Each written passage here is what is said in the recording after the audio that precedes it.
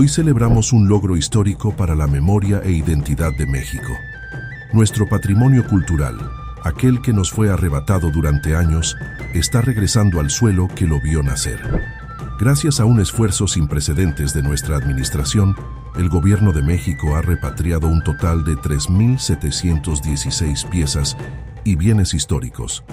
Este éxito no es casualidad, es el resultado de una estrategia firme y decidida.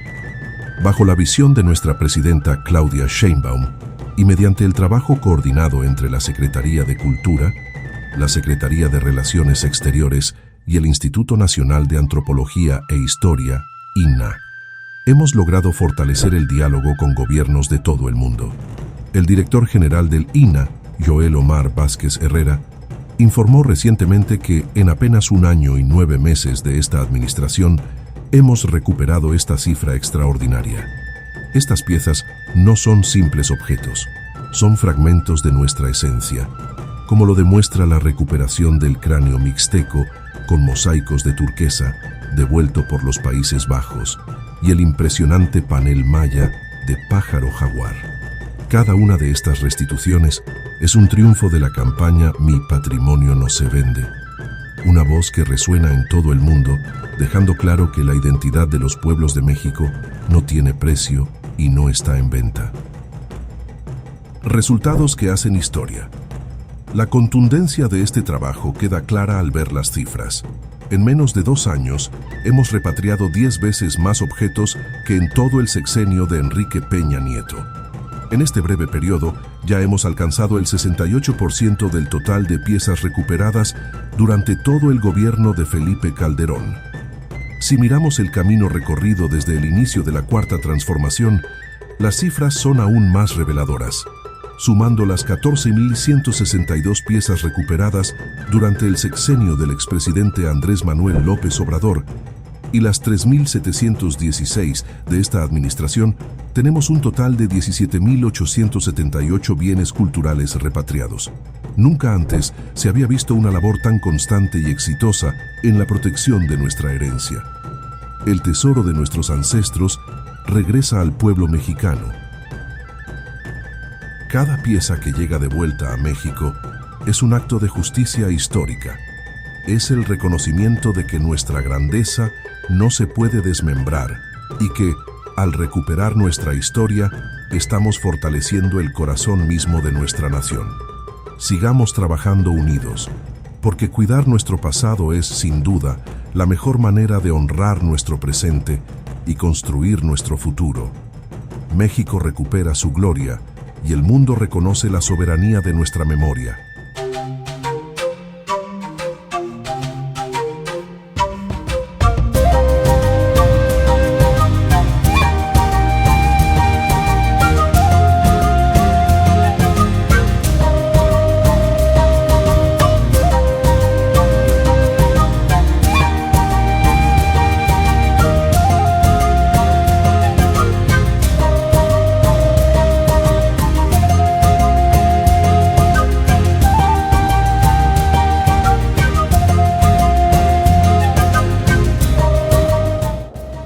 Capital mesoamericana de Teotihuacán, la ciudad donde los hombres se convierten en dioses, es hoy uno de los puntos de encuentro más emblemáticos entre el pasado y el presente. Única, distintiva de México y un referente para el resto del mundo sobre la riqueza de nuestra historia.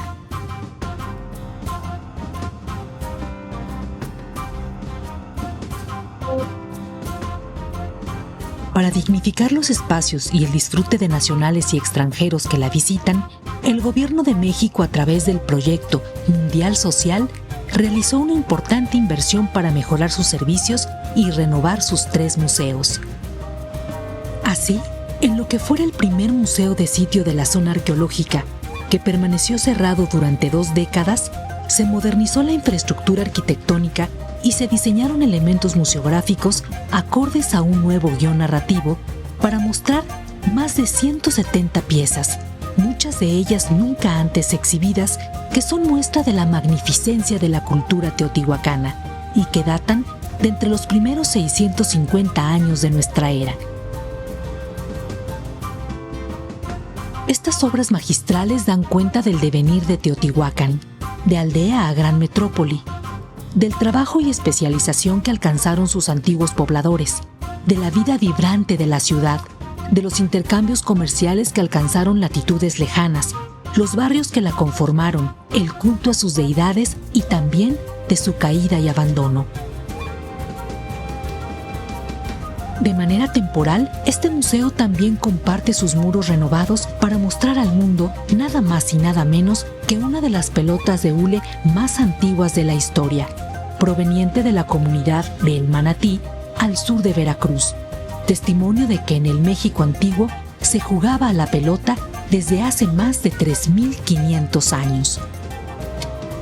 Un espacio vivo que es memoria de lo sagrado y ventana al legado del pensamiento teotihuacán, enigmático y seductor, el Museo de la Grandeza Teotihuacana. Muchas gracias, muy buenos días, con su permiso, Presidenta. Hoy vengo con un equipo maravilloso, la subsecretaria Marina Núñez, que ha llevado un trabajo importante en Patrimonio Vivo.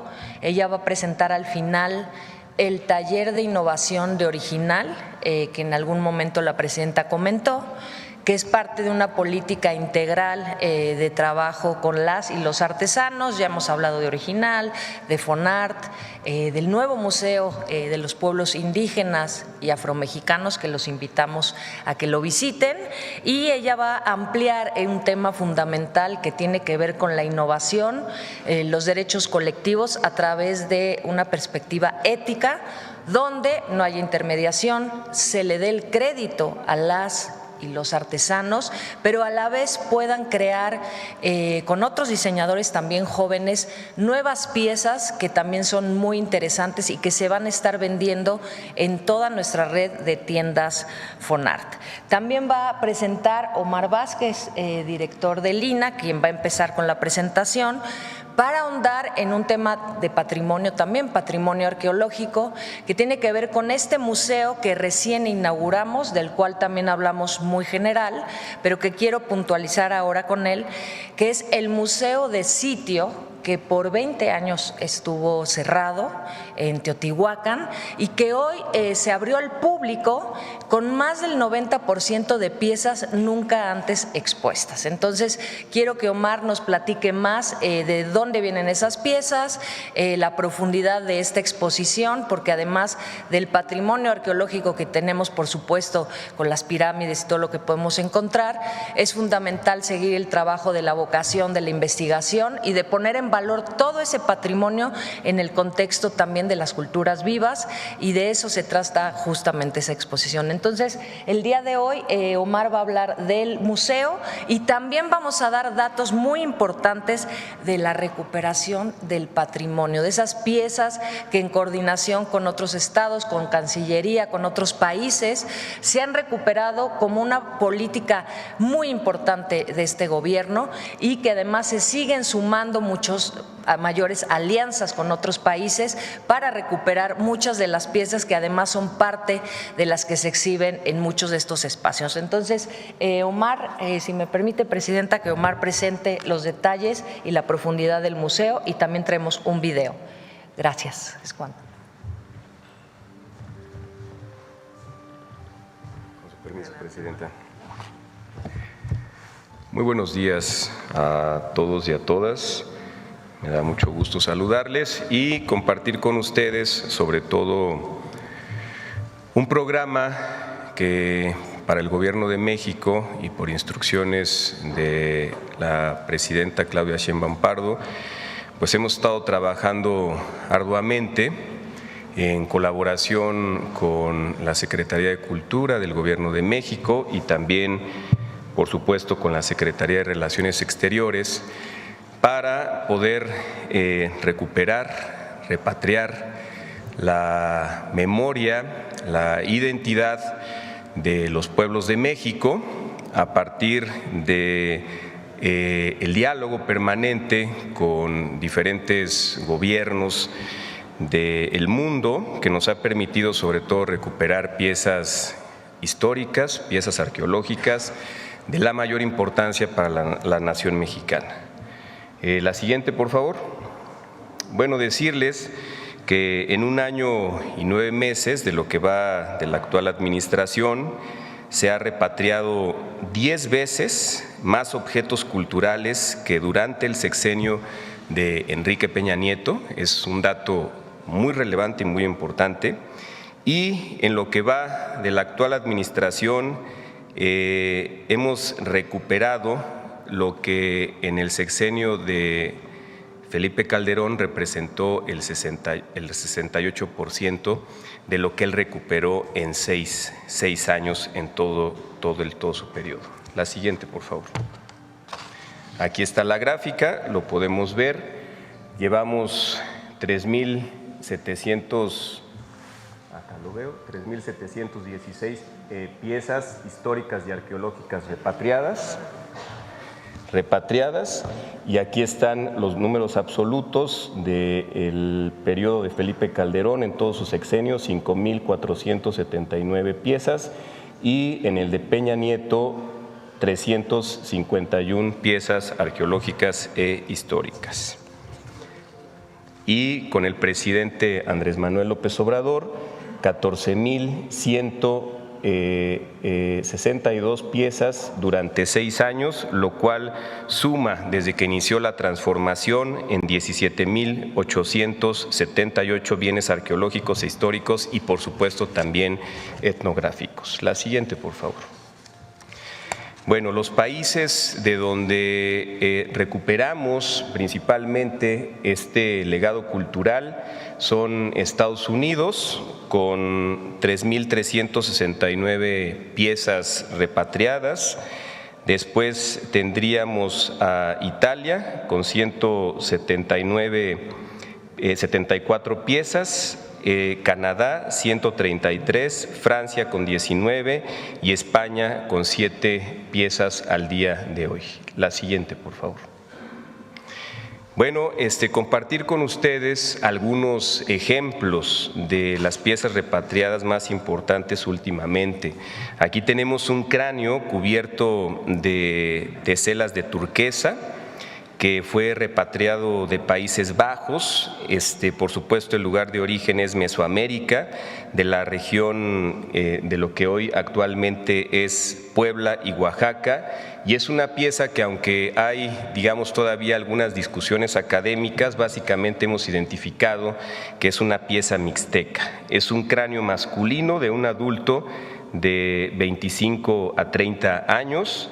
Era exhibido en el Museo de Etnología de Leiden, en los Países Bajos, y es decorado, como ya lo dije, con turquesa, con concha, con jadeíta, con cuarzo, con una iconografía de serpiente, y data del periodo posclásico tardío, del 1200 al 1521 después de Cristo. Es importante que este cráneo ya está exhibido en la villa de Tututepec, en la costa oaxaqueña.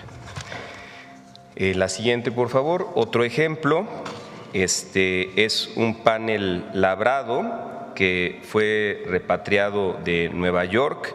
Es de origen de lo que hoy conocemos como Chiapas, en Yaxchilán, por supuesto de la cultura maya, y data del periodo clásico tardío, del 600 al 900 después de Cristo. Representa a el pájaro jaguar, gobernante de Yaxchilán, figura central del poder político maya del siglo VIII. Y es un monumento con un alto valor epigráfico, integrado por 24 bloques de glifos, en donde podemos observar una escena con función política y propagandística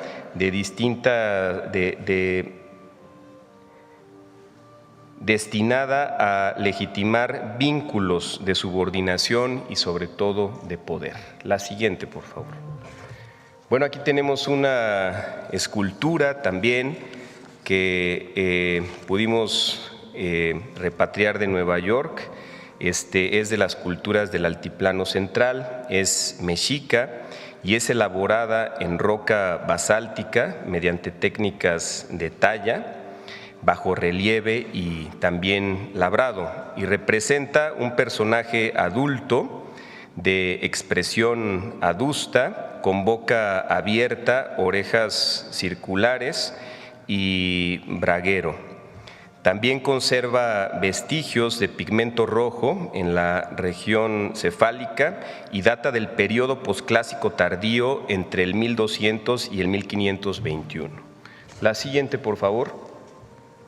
Y bueno, también tenemos la recuperación, por supuesto, de patrimonio histórico, en este caso del manual de ceremonias de la provincia de Santo Evangelio de México, según el orden del Capítulo General de Roma. Este documento detalla las prácticas religiosas de orden franciscana de la Nueva España y fue impreso en la Ciudad de México a inicios del siglo XVIII. Fue decomisado por la Policía Federal Argentina y su dictaminación estuvo a cargo de especialistas de la Biblioteca Nacional de Antropología. Entonces, como verán, pues hay una, sobre todo, recuperación de patrimonio histórico y arqueológico que se ha estado dando a través del diálogo diplomático en diferentes países del mundo, y vamos a seguir, por instrucciones de la presidenta, por supuesto, con este esfuerzo y determinación para recuperar la memoria, la identidad y, por supuesto, la pertenencia de los pueblos antiguos que nos dan, por supuesto, pertenencia a las generaciones contemporáneas. Es todo con respecto a este tema, y ahora, si me permite rápidamente, Presidenta, hablar también del gran museo de sitio que comentó nuestra Secretaria de Cultura. Es un museo que ha sido recuperado de los 3 museos que tenemos en la ciudad prehispánica de Teotihuacán, un museo que hace 20 años no se había aperturado. Hicimos una inversión de 7 millones de pesos, sobre todo para contar con una museografía que de alguna manera pueda imaginar los taludes y, por supuesto, las serpientes emplumadas en el sitio, y también tenemos colecciones de la mayor importancia en este museo de sitio arqueológico. Sobre todo, el 80% de la colección exhibida son piezas arqueológicas que son de alguna manera inéditas, es decir, nunca antes se habían mostrado.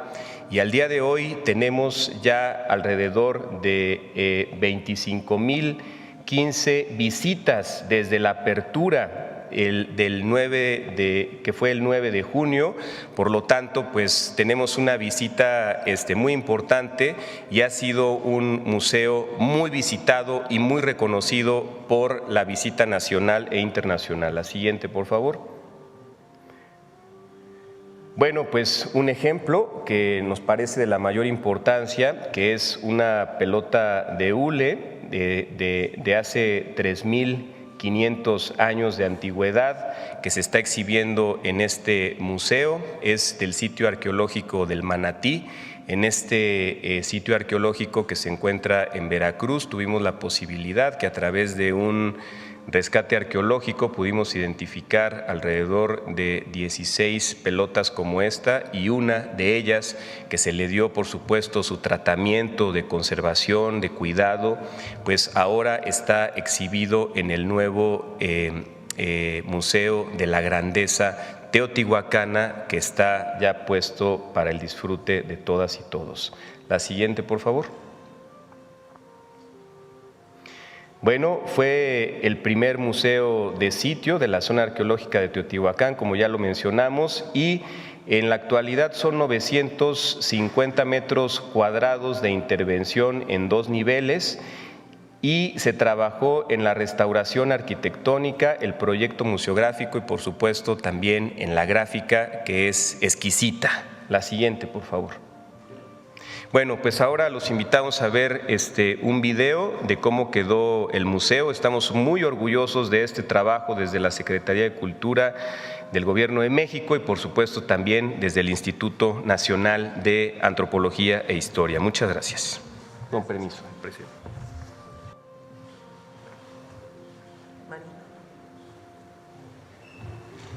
Con su permiso, presidenta. Muy buenos días a todos, muchas gracias por la atención. Voy a presentar rápidamente algo que era muy natural que surgiera a partir de un programa como Original que todos ustedes conocen. Es un programa de atención a artesanas y artesanos que surgió en la Cuarta Transformación y que además puso sobre la mesa por primera vez diversos temas. Uno era la explotación comercial, otro era el aprovechamiento de la iconografía indígena y de los pueblos, de los diversos pueblos originarios por marcas que no formaban parte ni siquiera del entorno nacional, y también sobre los derechos colectivos que ahora ya están regidos por una ley. A partir de esto surgió la necesidad desde las propias comunidades artesanales de conformar un programa de colaboración, un programa que permitiera que los propios artesanos y quienes no pertenecen a las comunidades artesanales pues pudieran hacer colaboraciones con ellos de manera justa, de manera ética y además sobre todo algo en lo que insistimos mucho, respetando una línea básica para este tipo de colaboraciones y quizá para cualquier colaboración comercial, que tiene que ver con la igualdad, ver al otro como un igual, porque entonces sí surgen resultados comerciales que nada tienen que ver en cuanto a beneficio a los pueblos indígenas. Y así salió Taller Original. Taller Original es un espacio que se integró para conformar un sistema de capacitación, de acompañamiento, de laboratorios que hacemos con artesanos. Los artesanos fueron los que pidieron que los iniciáramos en la innovación textil y a partir de esa solicitud hicimos colaboraciones con distintas universidades, con diseñadores, con gente que trabaja patronaje, métricas, medidas, color, con todos aquellos conocimientos que suelen tener los profesionales del diseño. Se hicieron laboratorios para conformar la primera colección, que es la que se va a presentar este año y se va a presentar en el Original de noviembre en una pasarela. En estos laboratorios participaron 41 maestras y maestros artesanos, de los cuales se seleccionaron 21 piezas. Entendemos un laboratorio como un espacio donde comparten conocimientos, tanto diseñadores como artesanos. De esos conocimientos se experimenta, se conforman modelos específicos de colaboración y empieza la intervención de cada uno de ellos. Conformamos una biblioteca de patronaje que hicimos en estos laboratorios y a partir de ese patronaje se iniciaron pues todos los procesos de producción de las piezas. Las piezas fueron intervenidas en todo sentido, no nada más intervención sobre una pieza hecha, sino también en el diseño de la propia pieza con los artesanos. Los artesanos están aprendiendo patronaje, están aprendiendo otras formas de mostrar lo que ya hacen y están también accediendo a otras demandas de los distintos mercados. Los resultados de esta colección son 21 piezas de distinta índole, hay piezas básicas, por ejemplo, ejecutivas, hay piezas más holgadas para playa, por ejemplo, este tipo de cosas que estamos presentando. Este no es el modelo final, esto es un ejemplo. ¿Podemos poner la siguiente, por favor? Son un par de conjuntos, cada uno de ellos fueron intervenidos y hechos por los propios artesanos. Y aquí lo interesante, que las piezas las vamos a mostrar, como les decía yo, en noviembre, que es cuando sale la colección. Lo interesante es que todas estas piezas se van a vender en las tiendas Fonart, que el pago y el modelo que estamos creando a partir de esta colaboración es el que estamos ofreciendo al mercado y es el que estamos mostrando para hacer buenas colaboraciones con diseñadores y artesanos, es decir, no solamente se le paga por la mano de obra, que es lo que se solía hacer, además un pago que a veces se negociaba, son pagos que tienen que ver con tabuladores específicos que consideran tiempo de trabajo de los propios artesanos, la técnica también y más todos los gastos indirectos que el artesano declara, eso se le enseña en las propias capacitaciones y tiene que ver con un porcentaje también que es casi una regalía sobre el precio de venta cuando se pone la pieza ya en el mercado. El artesano entonces recibe el recurso por haber hecho la pieza y además recibe un pago extraordinario como una regalía por su derecho de diseño sobre la pieza que se vende. Entonces, a partir de noviembre sacamos esta colección de taller original, la vamos a presentar en original del mes de noviembre, que comienza el día 12 de noviembre en el Complejo Cultural Los Pinos y estaremos informando ya de este nuevo proyecto que ya está prácticamente cerrado. Muchas gracias. Gracias, Presidenta. Buenos días a todos, a todas. Armando Gama de Canal 11. Preguntarle y retomando un poco el tema que se presentó hoy en materia cultural, justo esta repatriación de piezas, de tesoros de nuestras culturas. ¿Qué tan difícil, qué tan complejo puede ser justamente entablar comunicación con gobiernos extranjeros para identificarlas al momento de pues llevarlas a la venta, ¿no? Y detenerlas justamente y repatriarlas? Y bueno, ya que llegan al país, ¿dónde podríamos apreciarlas? ¿Dónde se pueden exhibir? Por favor. ¿Quieres contestar una? Con su permiso. Sí, muchas gracias. Bueno, evidentemente primero se genera un diálogo diplomático y derivado de ello es que dependiendo de las leyes y la política que tenga cada uno de los países que contiene piezas históricas y arqueológicas de México, pues es que se lleva a cabo la recuperación de las mismas. A veces, por las políticas de hermandad que tiene México con varios países, la recuperación es muy ágil, la recuperación es muy fácil, y en otros países, pues a veces es un poco más complicado. Se hacen exhortos, desde luego, y con ello pues se sostiene el diálogo siempre con la intención de recuperar pues estas piezas. Y cuando llegan justamente al país, lo primero que hacemos en el Instituto Nacional de Antropología e Historia pues es entrar en un minucioso y escrupuloso análisis de las piezas para identificar efectivamente pues de dónde provienen, y eso en algún momento pues nos permite en alguna de las ventanas del instituto mostrar la riqueza cultural de México. Me refiero a las ventanas como la red de 163 museos que tenemos en todo el país y también pues de los museos de sitio arqueológico y los museos nacionales. Gracias, Presidente. En otro tema, hay algunas piezas que se han regresado incluso a sus comunidades de origen. No sé, Marina, si te acuerdas de alguna de ellas. Sobre todo, sí, muy importante, gracias, Presidenta. Desde luego que también tenemos una estrecha comunicación con las comunidades. Ahora mismo el cráneo que mostrábamos en la presentación, que es un cráneo mixteco, se acaba justamente de regresar a la comunidad de Tututepec, en Oaxaca. Tenemos un convenio con la comunidad para que se muestre también en el Museo de las Culturas de Oaxaca, en Santo Domingo. Ahí va a estar durante algún tiempo, pero siempre con la intención de que regrese a los museos comunitarios, y eso también es parte de la política cultural del INAH y de la Secretaría de Cultura. Gracias, Presidenta. Concluyó el Mundial para nuestro país. Preguntarle justamente si tiene ya algún balance. Bueno, el FanFest sigue aquí. Ayer se llenó.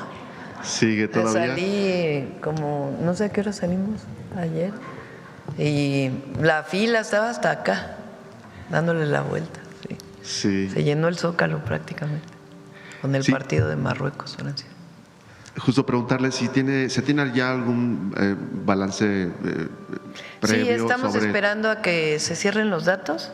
Es eso, ¿no? Turismo. Sí, justo, de la derrama económica, los visitantes y bueno, la imagen que proyectó México al mundo. Hoy justamente hace unos momentos se dio a conocer por parte del INEGI que la recepción de turistas por parte de México creció en mayo más de 5% respecto al año pasado, al mismo periodo del año pasado.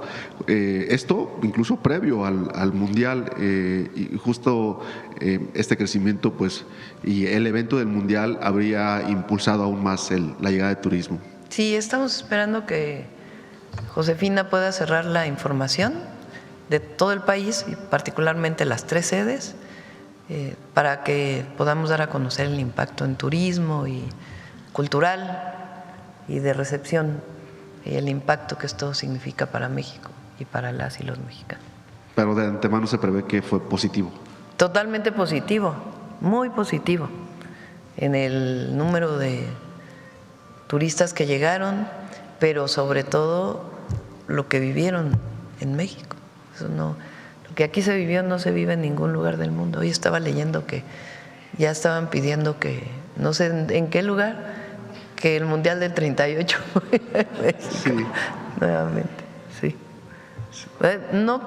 No sé si somos el único país que ha tenido 3 mundiales, sí. Sí, el único. Imagínense, pues es por la afición, por las mexicanas y los mexicanos. Y por supuesto los estadios, o sea, existe la infraestructura, porque hay mucha afición al fútbol, pero también la recepción y lo que significa venir a México. Y por rotación de la FIFA en el 38 tendría que ser… Bueno, ya veríamos. Lo que dije es que vi la nota que estaban solicitando que fuera aquí, y también lo que me preguntaron ayer, ¿no? El Mundial de Clubes. Sí. Bueno, retomando el tema de Pedro Castillo, Presidenta, y este comité contra la detención arbitraria, justamente determinó que fue arbitraria esta detención del mandatario Pedro Castillo y ordena o exhorta a su inmediata liberación. ¿Coincidiría usted con esta posición de la ONU? Sí, de hecho la manifestamos desde el principio, porque consideramos que fue una detención arbitraria, porque ni siquiera cumplió con las propias normas y leyes para la destitución de un presidente, de acuerdo al número de votos que se tenían que tener en el Congreso. Es tan sencillo como eso, ¿no? Además de otras consideraciones, pero particularmente eso. Por eso nosotros siempre planteamos que era otra la intención de la detención y que no tenía una justificación jurídica, legal. Vamos a ver ahora la presidenta electa qué opina de este tema, cuál va a ser su posición. Pues nosotros dijimos, nuestra posición va a seguir siendo esa, no va a cambiar, pero por supuesto que deseamos que se retomen las relaciones con el Perú. Gracias, Presidenta. Buenos días a todas y a todos. Buenos días. A ver, de este lado. Acá. Gracias, Presidenta. Alberto Marroquín Espinosa, de esa hora AM de Querétaro y 10am.mx. Presidenta, en las últimas semanas se ha reavivado el debate sobre la protección del patrimonio cultural mexicano, como lo estamos viendo ahorita. Y durante el Mundial incluso hubo una ola de memes en redes sociales haciendo referencia al Museo Británico y a la importancia de proteger el patrimonio de México. También recientemente vimos a Madonna mostrar una obra de Frida Kahlo que forma parte de su colección privada. Y hace unos meses se discutió ampliamente el caso importante de la colección privada de Frida Kahlo, que podría salir del país. Incluso ya lo está retomando, parece que la Suprema Corte de Justicia de la Nación, y lejos de que por un tema legal, pues la responsabilidad del gobierno mexicano de cómo proteger la salida de las obras mexicanas, ¿no? Ahorita se hablaba de cómo cuidar, cómo regresar las obras, pero también hacia afuera, cómo cuidar que... Ya se ha tocado varias veces ese tema aquí, no sé si quieren volverlo a retomar. Sí. Muchas gracias. Muchas gracias por la pregunta, porque creo que se están mezclando temas y es muy importante aclararlo. Lo que presentamos aquí de la colección Gelman se reitera nuevamente. La colección es privada. Por protección de patrimonio por la ley, solamente puede salir 2 años por la ley de aduanas. El acompañamiento del INVAL es siempre revisar la conservación y, por supuesto, el acompañamiento con los coleccionistas para que estén en óptimas condiciones. Y esta exposición, que termina ya a finales de la siguiente semana, se ha mencionado ya en muchas ocasiones que regresa a los 2 años, en el 2028, y justamente en este término va a regresar a otro estado, que va a ser en Nuevo León, en Monterrey, que va a estar en el Museo Marco, que lo estamos anunciando también la siguiente semana se ahondará, pero está regresando, ya tiene una sede puntual como se acordó, ahora se va a itinerar en Nuevo León. Lo que mencionas de lo otro, de la Suprema Corte, es distinto. Ahí lo que se está hablando es de una petición para que una obra se pueda exportar definitivamente, y está hablando justamente de que el INVAL ha protegido y ha negado que eso pueda ser una exportación definitiva, porque nuestra vocación es la protección del patrimonio y tiene que ver con que está catalogado como patrimonio. Entonces, son cosas distintas. La colección Gelman va y regresa, es privada, pero tiene protección, se regresa y va a estar en Nuevo León.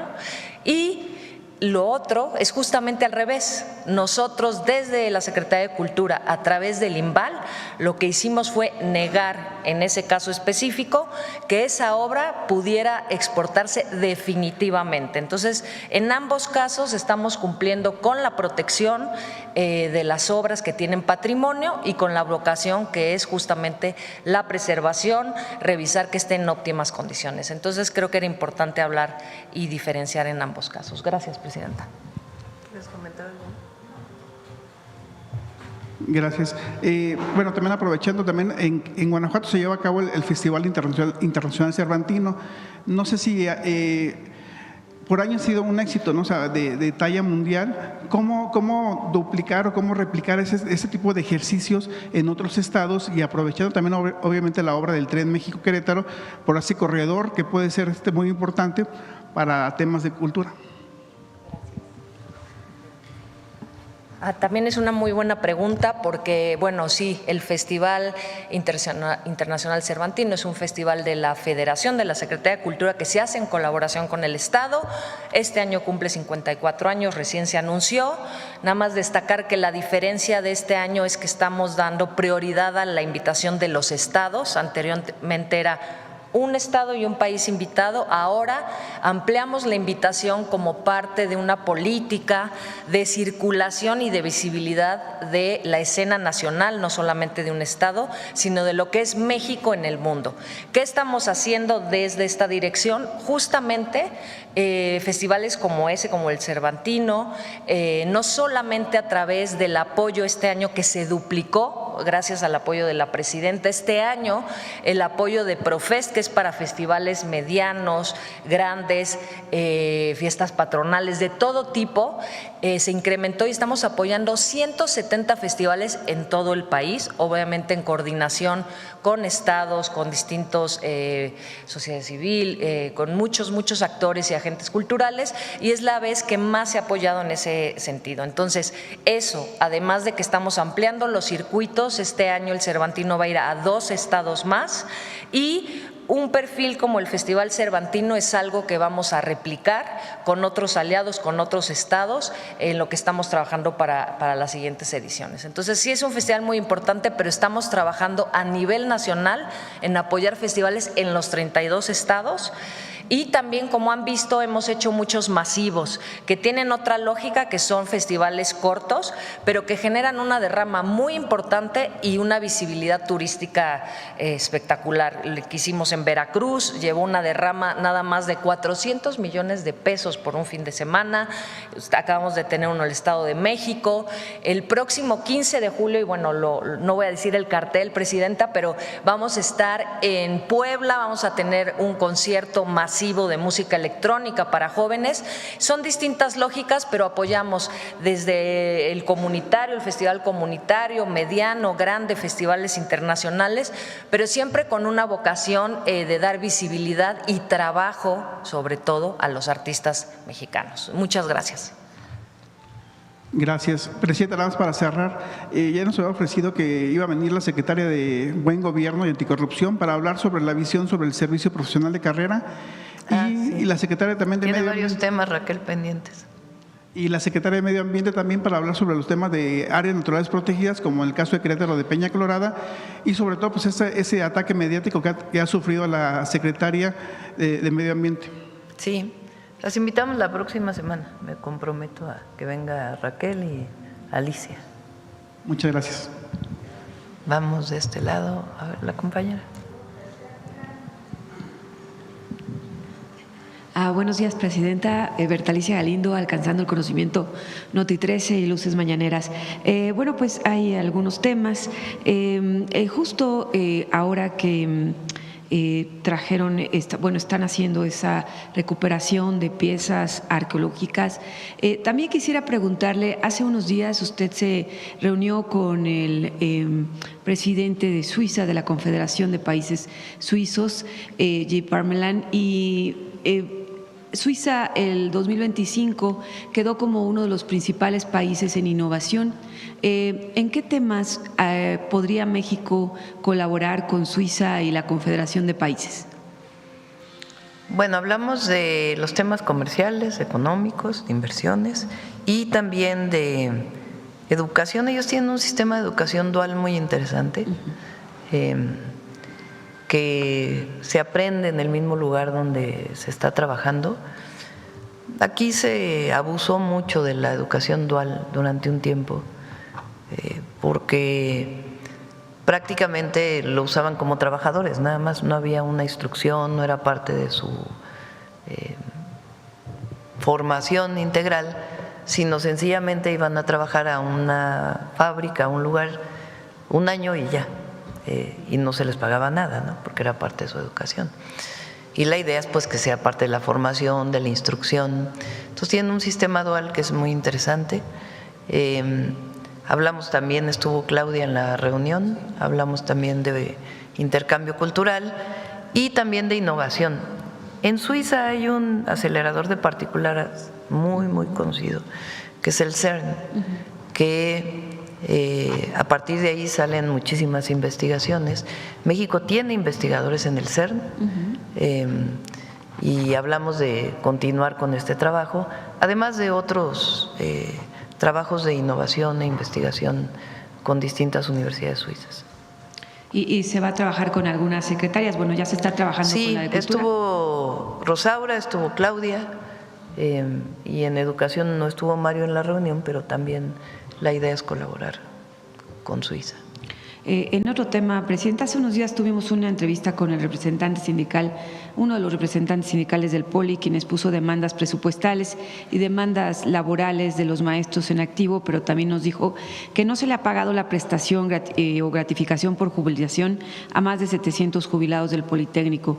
Y bueno, pues es un asunto de las pensiones que tienen que ver con el POLI. ¿Tiene usted conocimiento del retraso de estos pagos o si los maestros, o sea, alguna solución para este tipo de temas que están generando? Lo está viendo el secretario de Educación Pública y el subsecretario de Educación Superior. Yo quisiera que en todo caso ellos pudieran emitir un boletín, porque tiene sus particularidades esta compensación, digamos, que tenían.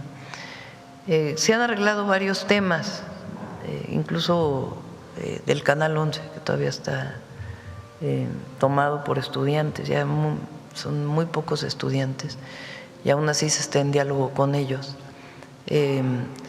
Pero van muy avanzados y el Poli tiene suficientes recursos y si se requiere más, tendrá más recursos. Aprovechando que está la Secretaría de Cultura, ¿cómo van los trabajos de remodelación de las escuelas? Que bueno, sí tienen avances, hemos visto. Sí, muy bonitos.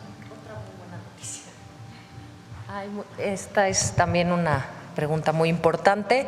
El año pasado concluimos la primera etapa, como se anunció desde el inicio, la renovación de las escuelas, que incluyen también las del INA, porque la ENA ha tenido unos avances impresionantes. Era 2 años, es decir, nosotros vamos a concluir a finales de este año un compromiso que era renovar, remodelar, equipar todas las universidades. Empezando porque se hicieron gratuitas muchas de las que tenían inscripción, como las del INVAL y el Centro de Capacitación Cinematográfica, y ha tenido una inversión inicial de 1.500 millones, además de un adicional que nos autorizó la presidenta para este año, que son alrededor de 450 millones de pesos más. Justamente salió el fallo, ya están iniciando con la segunda etapa y a finales de año tendremos el 100% de las universidades. Considerar que hay 12 también en los estados de la República, no todo es en la Ciudad de México. ¿Y qué implica esta renovación? Bueno, por principio, equipamiento. Hay muchas escuelas que no tenían instrumentos, tecnología. La adecuación de todos los espacios de educación artística, los salones de danza, todo el cambio de duelas, nuevos instrumentos, impermeabilización, pintura, están quedando como nuevas. Y esta intervención no se había hecho de esta magnitud, con una inversión así, en por lo menos 40 años. Y vamos entregando poco a poco. ¿Qué hicimos? Para que no empezáramos solamente con una y las demás escuelas esperaran 1 o 2 años, hicimos un trabajo inicial de un 50-60% en todas para que los alumnos pudieran tener un primer avance, y ahorita estamos en esa última etapa de cierre, lo cual vamos a anunciar también muy próximamente.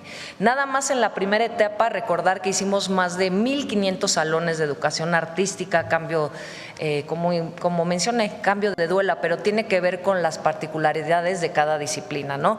Las de pintura, las de danza, las de música, la Escuela Esmeralda, que también es muy importante, y recordar que abrimos 2 nuevas escuelas, que tiene que ver con el incremento y el compromiso con ampliar la matrícula.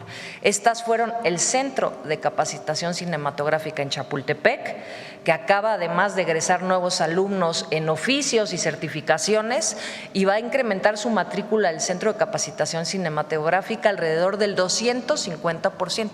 Este año va a titular y certificar alrededor de 4,000 alumnos en ese sentido. Y también el Arsenal, que es la escuela de oficios en el marco del trabajo con Bellas Artes, que cuando sacamos la convocatoria, en 2 días se había llenado el cupo de alrededor de 800 lugares en esa primera etapa trimestral, y esto es parte también de ampliar la matrícula y temas que más adelante también estaremos anunciando. Muy pronto los vamos a invitar y estaremos reflejando aquí los resultados puntuales de todo este trabajo. Nada más en ese tema, la Olin Yolisti no pertenece, pero nos dijeron que tenía también muchos problemas de remodelación, pero es de la Ciudad de México. La Olin Yolisti nos tocó en la Ciudad de México, corresponde a la ciudad y estarán trabajando ahí con ellos. Muchas gracias. Sí, muchas gracias. Presidenta, en los temas de coyuntura nos dicen que Hilda Lozoya no hay un amparo que no le permite ir a la cárcel, entonces, no sé, la FGR dice que no tienen las pruebas suficientes. La FGR ha tenido varios asuntos en donde, va a hacer diferentes procedimientos, pero a la mera hora no resultan. ¿Qué podría usted decir al respecto? Pues tiene que informar la Fiscalía en este caso. Presidenta, en otro tema, nada más para terminar, hace unos días… Por cierto que el otro día mencioné a Ancira que todavía debía, y sí todavía debe, me lo confirmó la Fiscalía. Muy bien. También se está manejando que hay cambios en su gabinete. ¿Esto es posible? No, solamente la incorporación de Lauritzel Castillo a la Secretaría de las Mujeres, que debe ser ya pronto, que deja la presidencia del Senado y se incorpora como secretaria de las Mujeres. Y hace unos días el presidente de la Cámara de Diputados, Ricardo Monreal, dijo que uno de los temas más importantes que se iba a legislar en este próximo periodo era la inteligencia artificial. Ya próximamente usted nos va a informar, ¿verdad? Sí, el objetivo es hacer una discusión muy amplia de los dos temas. El uso de las plataformas y si requiere una regulación. Por ejemplo, en muchas entidades de la República se prohibió ya que los niños lleven el celular en la primaria y en la secundaria. No, a lo mejor lo pueden llevar, pero no pueden estar utilizándolo en la escuela. Y son muchos estados de todos los partidos políticos, ni siquiera es de uno o de otro.